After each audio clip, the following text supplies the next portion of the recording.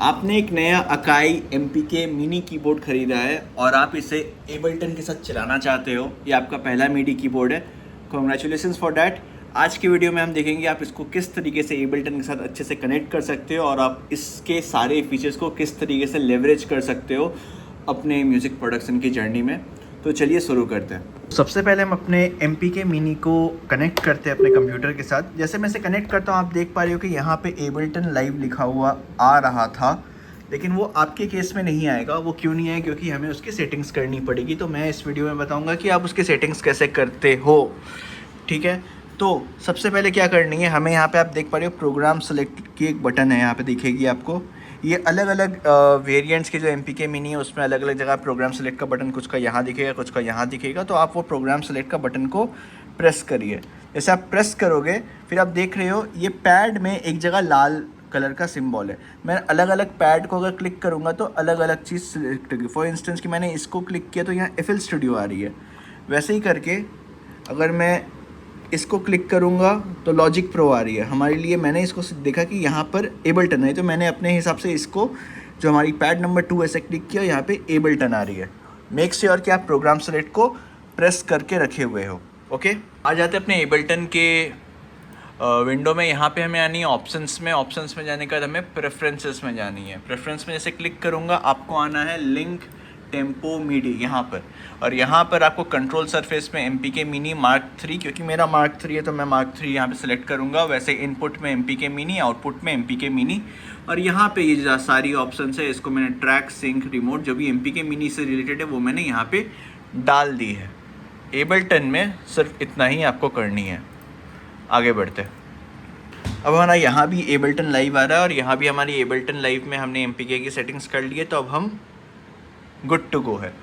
Fine. Now जैसे हम इसे कनेक्ट कर देते तो अब यहाँ पे क्या होगा, जैसे कि मैं यहाँ पे कुछ भी प्ले करता हूँ तो अभी कुछ सुनाई नहीं देगी क्योंकि मैंने कोई भी इंस्ट्रूमेंट लोड नहीं की है।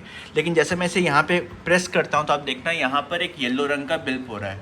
ये येलो रंग का जो फ्लिप कर रहा है ना, इसका मतलब है कि आपकी MPK मिनी और मिडी की जो सिग्नल्स है वो आपके यहाँ से वहाँ जा पा रही है। ठीक है। नाउ अब यहाँ पे मैं एक डेमो के लिए मैं एक साउंड डाल देता हूँ मिडी में। जैसे मैं साउंड को मिडी में डालता हूँ तो यहाँ पे तो आप ये सुन पा रहे हो, राइट? अब ये सुन पा रहे हो। नाउ क्योंकि मैंने यहाँ पर एबल्टन लाइव और इसको एबल्टन लाइव के साथ मैंने सिंक कर दिया है, तो आप यहाँ देख पाओगे कि आपके इंस्ट्रूमेंट के पास में आपको ये हैंड का सिंबल दिख रहा है। इसका मतलब क्या है? इसका मतलब ये है कि मैं अब इन नॉब्स को यूज़ करके इन नॉब्स को मैं कंट्रोल कर सकता हूँ जब आपको ये हाथ का सिंबल दिख रहा है। ठीक है, ये हैंड का जो सिंबल है, ब्लू रंग का सिंबल। अगर अब मिडी कीबोर्ड नहीं कनेक्ट करते तो आपको वो हैंड का सिंबल नहीं दिखेगा ना। आपको चूँकि आपको ये दिख रहा है तो अब इसे घुमाकर आप इसे कंट्रोल कर पा रहे हो। ठीक है, वैसे ही अलग अलग को आप घुमा के अलग अलग को कंट्रोल कर पाओगे। तो इसे अब एक लाइव सिंथेसाइजर जैसा आप प्ले कर पाओगे। ओके, अब मैंने यहाँ पे कुछ ना कुछ गड़बड़ कर दिया। हाँ, फाइन। अब हमने इंस्ट्रूमेंट तो यहाँ लोड कर लिया और इसे हम बजा पा रहे हैं। वैसे मैं अगर पैड्स को मैं क्लिक करूँ तो वो भी बजेगी। क्यों? क्योंकि यहाँ पर जो हमारी बहुत लो रजिस्टर की जो वॉइसेस है वो यहाँ पे रजिस्टर्ड है। इसका मतलब है कि जो हमारी लोअर ऑक्टेव की जो भी हमारी कीज़ होती है वो यहाँ पर हमें दी हुई है। लेकिन हमारा काम यहाँ से लो ऑक्टेव बजाना नहीं है, बल्कि इसे यूज़ करके या तो हम ड्रम्स बजाएं या नंबर 2 यहाँ पर चीज़ों को ऑटोमेट करें। उस तरीके से हम इसको यूज़ कर पाएंगे। तो अभी हम देखते हैं इसको हम यूज़ कैसे करें। ठीक है, तो जैसे कि अभी मैं यहाँ पे तो आप देख पा रहे हो कि आप सुन पा रहे हो सब कुछ, राइट? लेकिन यहाँ पे बजाने में लो ऑक्टेव बज रही है। तो लेकिन मुझे क्या करनी है ना, मुझे इसमें ड्रम बजानी है। ठीक है, तो इसमें ड्रम मैं कैसे बजाऊँगा वो मैं चलिए आपको दिखाता हूँ। उसे हम यूज़ करने के लिए हम एक दूसरा मिडी ट्रैक में आएंगे। इस मिडी चैनल पर मैं क्या करूँगा, मैं जाऊँगा ड्रम्स में जाऊँगा और यहाँ से कोई भी एक किट लूँगा। सपोज़ कि 808 किट लेता हूँ मैं मिडी में जाके इसे लोड कर देता हूँ मिडी 2 में। नाउ 808 किट लोड हो गई है और यहाँ पे 808 किट मेरी आर्म हो गई है। अब आप देखोगे कि यहाँ पर मेरे पास ये सारी चीज़ें यहाँ पर आ रही है, राइट?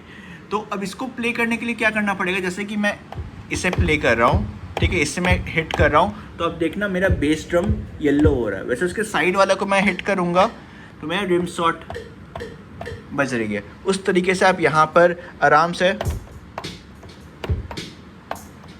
तो अब इस तरीके से यहाँ प्ले कर सकते हो इसे। अब एक हाथ से मुझे प्ले करनी आती नहीं है तो, लेकिन आप समझ पा रहे हो कि आप यहाँ पे क्या क्या कर सकते हो। वैसे ही करके क्या होगा कि आप यहाँ सपोज कि इसे मैंने प्ले किया है, ठीक है, तो यहाँ पे आपको बहुत सारी तरह की यहाँ पे नॉब्स दिख रही है, तो इस नॉब्स को भी आप यहाँ कंट्रोल कर सकते हो। फर्स्ट ऑफ ऑल यहाँ पर अभी जो नॉब्स कंट्रोल हो रही है वो ये वाली, क्यों? क्योंकि मेरी ब्लू वाली जो हैंड है वो यहाँ पर है, ठीक है।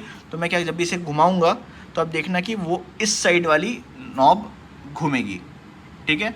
अगर मुझे ये वाली को कनेक्ट करना है तो मैं इसे क्लिक करूँगा, तो उसके बाद क्या होगा, ये वाली नॉब जो है अब घुमाने में ये वाली नॉब हमारी कंट्रोल होगी, ठीक है। इस तरीके से आप इसे कंट्रोल कर सकते हो। तो अब आप देख लियो कि पैड से हम ड्रम्स कैसे बजा सकते हैं।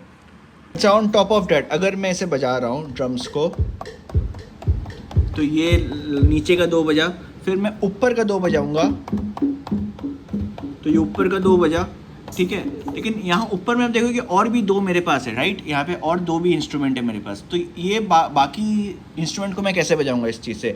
इस बाकी इंस्ट्रूमेंट को बजाने के लिए मुझे क्या करना है, मुझे बैंक्स का यूज़ करना है। बैंक्स का यूज़ कैसे करेंगे मैं बताता हूँ। बैंक्स का यूज़ करने के लिए क्या करना पड़ेगा आपको, यहाँ पे दिख रहा है बैंक A/B, अभी A बैंक में है, ठीक है, जो कि रेड रंग में दिख रही है। जैसे मैं इसे क्लिक करूँगा एक ग्रीन रंग हो जाएगी। जैसे ग्रीन रंग में होती है तो अब क्या होगा ना, अब मैं इसे बजाऊँगा तो ऊपर के बैंक्स बजेंगे।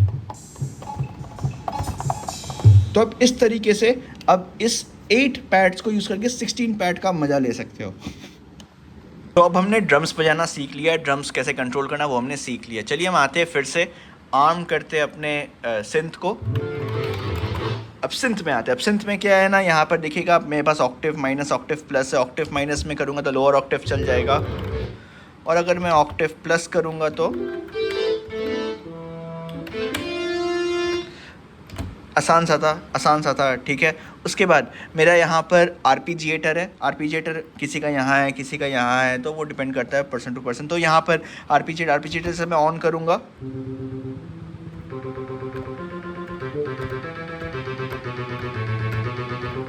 तो ये आर्पीजिएटर हो रहा है। यहाँ से आप टेम्पो सेट कर सकते हो ना। ये टेम्पो जो आप सेट कर रहे हो ना, क्योंकि हमारा एबल्टन लाइफ के साथ ये कनेक्टेड है, तो टेम्पो सेट करने के लिए हम या तो यहाँ से टेम्पो सेट कर सकते हैं, या तो मैं यहाँ का टेम्पो जो भी मेरे 85 BPM है, मैं इसको इसके साथ सिंक कर सकता हूँ। तो मैं सिंक कैसे करूँगा, चलिए वो बताता हूँ। तो क्या करना पड़ेगा, मुझे आर्पीजिएटर को प्रेस करके रखना पड़ेगा। ओके, आर्पीजिएटर को प्रेस करके रखना पड़ेगा। यहाँ पे मैं प्रेस करके रखा हूँ, और जो मेरी यहाँ पे देखिएगा, यहाँ पर तरह तरह का यहाँ पर बटन्स ली हुई है। जैसे यहाँ पे डिवीज़न है, स्विंग है, मोड है, ऑक्टेव है, लैच है, सिंक है। तो ये सिंक वाला बटन को मुझे घुमाना पड़ेगा। जैसे मैं आर्पीजिएटर को प्रेस करके रखा हूँ, यहाँ पे प्रेस करके रखा हूँ, और यहाँ पे सिंक को मुझे घुमाना पड़ेगा। जैसे मैं इस सिंक को घुमाऊँगा, ऊपर में देखना लिखा हुआ है BPM इक्वल टू एक्सटर्नल। इसका मतलब क्या है कि जो मेरी यहाँ की BPM है वो अब यहाँ पे सेट हो गई है, BPM इक्वल टू एक्सटर्नल। इसके पहले BPM इक्वल टू 120 आ रहा था, अगर आप देख पा रहे हो पिछले कुछ सेकंड्स में जाके देखो वीडियो में, यहाँ पे BPM इक्वल टू 120 आ रही थी।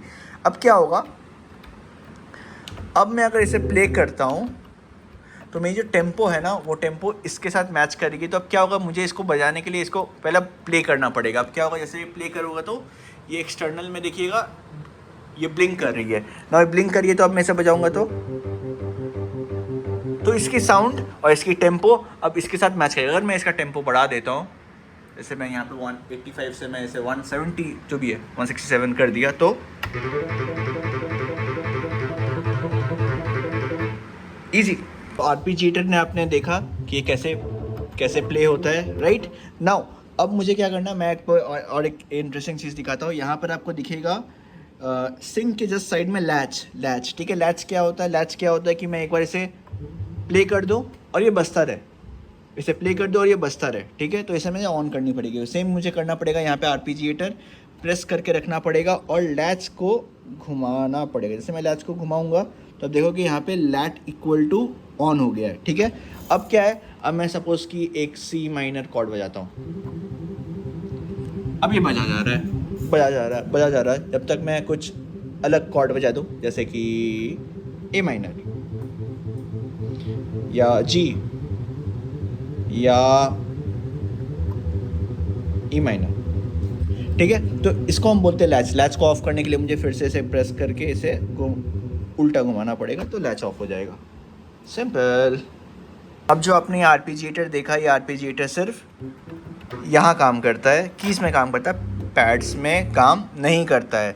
तो मैं आर्पीजिएटर को ऑफ कर देता हूँ। अब मुझे देखना है पैड्स में मैं किस तरीके से इसे कर पाऊँगा। तो सबसे पहले मैं क्या करता हूँ, यहाँ पे जाके सबसे पहले मैं किट को सिलेक्ट कर देता हूँ। अब किट में क्या आरपीजीएटर तो मेरे को लगेगा नहीं, किट में कौन आरपीजीएटर यूज़ करता है भाई, मैंने ड्रम्स में कौन आरपीजीएटर यूज़ करता है। वहाँ पे हम नोट रिपीट यूज़ कर सकते हैं। जैसे यहाँ नोट रिपीट आपको देखिए, नोट रिपीट को क्लिक करो, उसके बाद कुछ ही प्ले करो, जैसे 1 2 3 4, ठीक है।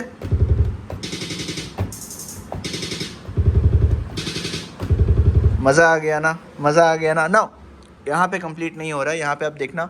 अब ना यहाँ पे मैं ना यहाँ पर टाइम बीट्स को मैं यहाँ सेलेक्ट कर सकता हूँ। सपोज़ कि यहाँ पे जैसे मैं बजा रहा हूँ तो बहुत दर बज रहा है, ठीक है, लेकिन मैं इसको कम करना चाहता हूँ। मैं इसे कम करने के लिए क्या करूँगा, नोट रिपीट को प्रेस करके रखूँगा। अब यहाँ पे देखना 1/4 अगर मुझे सेलेक्ट करनी है, 1/4 लिखी हुई है, इसको दबा दूँगा तो क्या होगा, ये 1/4 सेलेक्ट हो जाएगा यहाँ पे नोट रिपीट में। अब मैं बजाऊँगा इसे 1 2 3 4 5 6। अगर मुझे बढ़ाना है तो मैं फिर क्या, नोट रिपीट को प्रेस करके रखूँगा, 1/8 लिखी हुई है, इसको मैं प्रेस कर दूँगा तो यहाँ 1/8 आ जाएगी। अब मैं बजाऊँगा इसे 1 2 3 4 5, ठीक है। अब ऐसे ही अगर मुझे 32 में चाहिए, 1/32 चाहिए तो 1/32 में जाके इसे प्रेस कर दूँगा। ओह माय गॉड, सिंपल था ना। अब अपने MPK मिनी का बहुत सारा फीचर्स जान लिया है, पर यहाँ पे फीचर्स कंप्लीट नहीं होती है। यहाँ पे और भी है, डिविजन्स है, स्विंग है, मोड है, ऑक्टेव है, वगैरह वगैरह। इसको आप टेस्ट खुद से कर सकते हो, पर वीडियो यहाँ कंप्लीट नहीं हो रही है। रुको। यहाँ पर पिच बेंडर है, ये काफ़ी सिंपल सा चीज़ है। पिच बेंडर आपको मालूम होगा अगर आपने सिंथेसाइजर बजाया है। नहीं मालूम है तो कोई नहीं, इसको जब ऐसे बजाओगे तो पिच बेंड हो जाएगी, प्यों प्यों ऐसा कुछ हो जाएगी, ठीक है। ये सिंपल सा है। अभी जिस चीज़ में हम आएंगे वो और भी ज़्यादा इंपॉर्टेंट है लूप के पॉइंट ऑफ व्यू से, तो उसमें हम बढ़ते हैं, ठीक है। चलो, अब लूप करने के लिए सबसे पहले मुझे क्या करना पड़ेगा, या तो नोट रिपीट को पहले बंद कर देता हूँ, ठीक है। नोट रिपीट को मैं बंद कर दिया हूँ।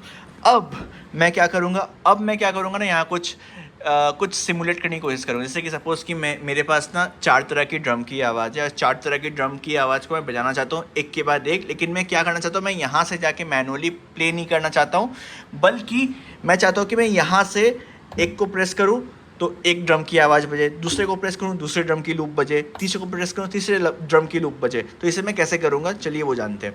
नाउ अब क्या करना पड़ेगा मुझे, यहाँ पे करने के सबसे पहले मुझे क्या, यहाँ पे ऑडियो में यूज़ करूँगा, ठीक है। मैं यहाँ पे ऑडियो रैक को यूज़ करूँगा। ऑडियो रैक में मैं अलग अलग ड्रम की आवाज़ को यहाँ पे डालूंगा। उसके लिए मेरे पास बहुत सारे सैम्पल्स रखे हुए हैं। उन सैम्पल्स से जाके कुछ सैम्पल्स को मैं लूँगा और ड्रम के लूप्स को लेकर मैं यहाँ पर डाल दूँगा। सपोज़ कि एक हो गया हमारे पास ये ब्रेक बीट लूप, वैसे एक और लूप और एक एकॉस्टिक ड्रम रख लेता हूँ, ठीक है। नाउ मैंने 3 ड्रम के लूप यहाँ पे रख ली। नाउ 3 ड्रम के लूप रखने के बाद मैं इसे प्ले करूँगा। ये पहला है, ये दूसरा है, ठीक है। लेकिन यहाँ पे देखिए BPM मेरा बहुत हाई है, BPM को थोड़ा लो करते हैं, थोड़ा अच्छा लगेगा।